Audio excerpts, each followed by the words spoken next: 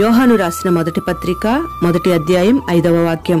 దేవుడు వెలుగై ఉన్నాడు, ఆయన యందు చీకటి ఎంత మాత్రమును లేదు అని ఈ వాక్య భాగంలో రాయబడి ఉంది. అనుదిన దైవ కృపా కార్యక్రమాన్ని వీక్షిస్తున్న దేవుని బిడ్డలైన మీ అందరికీ ప్రత్యేకమైన వందనాలు తెలియపరుస్తున్నాం.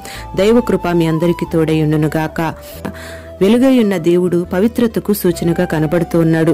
ఆయన పుట్టినప్పుడు చీకటిలో ఉన్న ప్రజల మీద, మరణఛాయ గల దేశ నివాసుల మీద వెలుగు ప్రకాశిస్తూ వచ్చింది.